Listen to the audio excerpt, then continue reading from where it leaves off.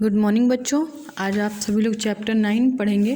Before you read means आपके chapters का नाम है a bicycle in good repair. Means before you read if you must wish to go on a long bicycle ride the bicycle should be in good condition. Means यहाँ बताया गया है कि यदि आपकी इच्छा है, यदि ऐसी इच्छा है कि आप लंबे बाइसिकल की सवारी पर जाना चाहते हैं, bicycle should be in good condition, तो आपकी बाइसिकल जो है, आपकी जो साइकिल है वो अच्छे कंडीशन में होनी चाहिए। If possible an expert mechanic should overhaul it. यदि ऐसा संभव हो तो एक एक्सपर्ट मीन्स एक निपुण जो मैकेनिक है उससे इसे चेक करवाना चाहिए। But what happens if the machine has a will of its own and the mechanic know next to nothing। Means यदि means but what happens means उस समय क्या होगा यदि कभी भी मशीन में मीन्स कुछ तकनीकी खराबी आ गई है तो and the mechanic knows next to nothing, और उसमें मैकेनिक जो है उसको ये ना समझ में आया कि आगे क्या करना है। मीन्स आगे चीज़ें पढ़ाई जा रही हैं। अब देखिए चैप्टर्स पे आते हैं। अ बाइसिकल इन गुड रिपेयर। ठीक, अब आगे देखिए a man I know propose one evening. एक आदमी, यहाँ राइटर खुद बता रहा है कि एक आदमी आई नो जिसे मैं जानता था उसने मेरे साथ क्या किया, एक प्रपोज रखा। प्रपोजल मतलब प्रस्ताव होता है ना, तो प्रपोज मीन्स एक प्रस्ताव रखा। वन इवनिंग एक शाम।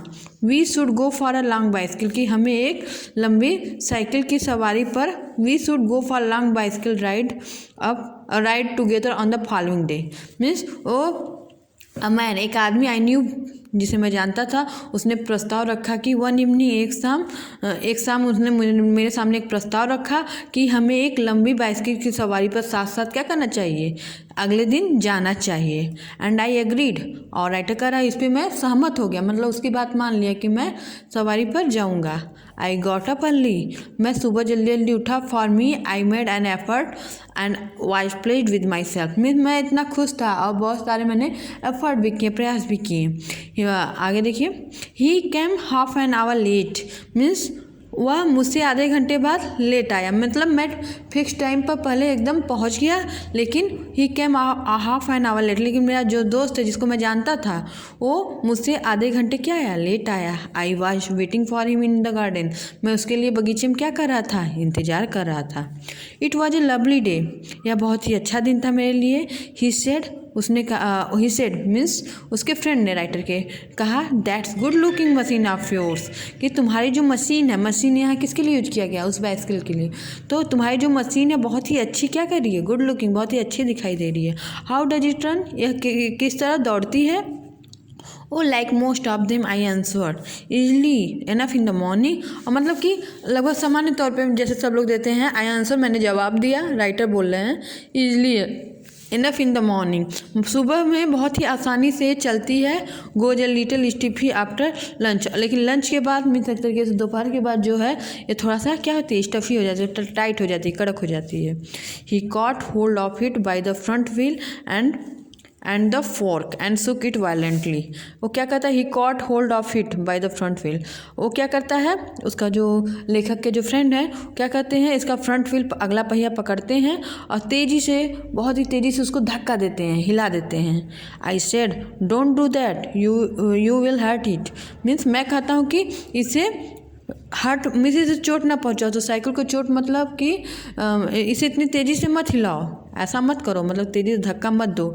यू विल हर्ट, तुम इसे चोट पहुँचाओगे मतलब इसमें कुछ ना कुछ पार्ट क्या हो जाएंगे, बेकार हो जाएंगे इतना तेज़ी से हिलाओगे तो।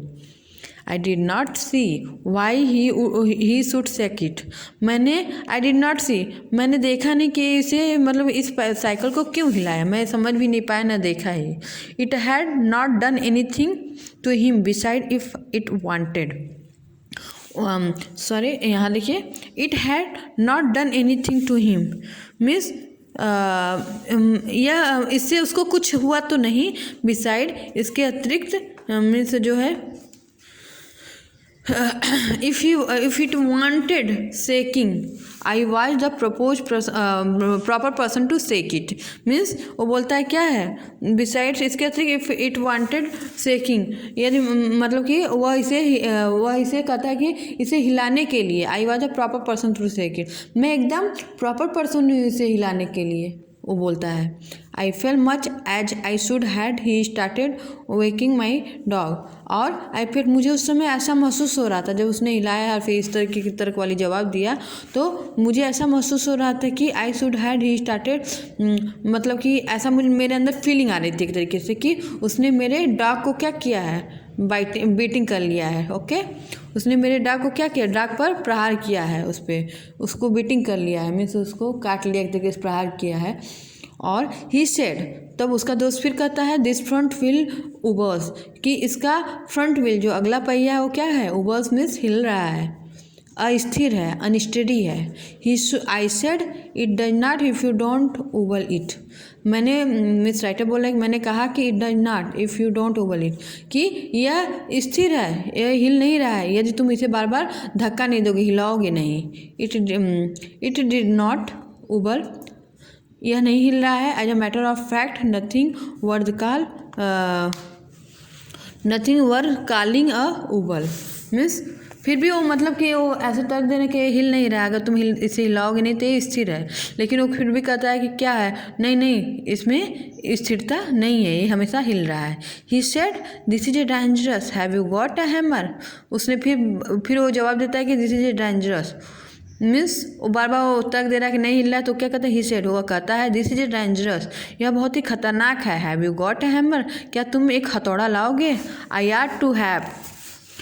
ought to have been firm, but I thought that perhaps he really did know something about the business. Means वो जो है इस तरह हथौड़े की डिमांड करता है, तो इसके मन में थोड़ा शंका आता है राइटर के मन में, फिर भी उसे ऐसा लगता है कि मैं सोचता हूँ, राइटर कह रहा खुद कह रहे हैं कि मैं सोचता हूँ कि शायद उसे इस बिजनेस के बारे में, मीन्स इस साइकिल रिपेयरिंग के बारे में कुछ ना कुछ क्या है, उसको अधिक जानकारी, he really did know, means वास्तव में वो कुछ न कुछ इसके बारे में जानता है, इसलिए क्या कर रहा है, हैमर को मंगा रहा है। हैमर मीन्स हथौड़ा होता है। I want tool set to see what I could find, I went to मैं गया टूल सेट को लेने के लिए और देखने लगा कि मुझे क्या वहाँ मिल सकता है। व्हेन आई कम बैक, जब मैं वहाँ से वापस आता हूँ, he was sitting on the ground with the front wheel, तो उसमें देखता हूँ कि वह ग्राउंड पे ज़मीन पर बैठा है, पहला जो साइकिल है, बाइसिकल है, उसका पहला पहिया जो आगे का पहिया है, व्हील है, अपने पैर के बीच में रखे हुए। He was playing with it, वह उससे खेल रहा था। Twiddling it round between his fingers, वह अपनी उंगलियों के बीच में इसे डालकर राउंड क्या कर रहा है, ट्विडलिंग में एक तरह घुमा रहा था, ऐट रहा था। The remnant of the machine was lying on the gravel path beside him, और मशीन का जो अवशेष, जो रिमेन पार्ट्स थे, जो बचे हुए पार्ट्स थे, वो क्या हुए थे, पूरे ज़मीन पर, पूरे ग्राउंड पर क्या हुआ, इधर उधर बिखरे हुए थे। मीन्स उसका जो बियरिंग्स पार्ट हैं, स्क्रू हैं, ये सब चीज़ें क्या थे, पूरी ज़मीन पे ऐसे फैले हुए थे। देखिए पिक्चर्स में कैसे उसने पहियों को अपने क्या किया, फंसाया पैर में इसी तरह।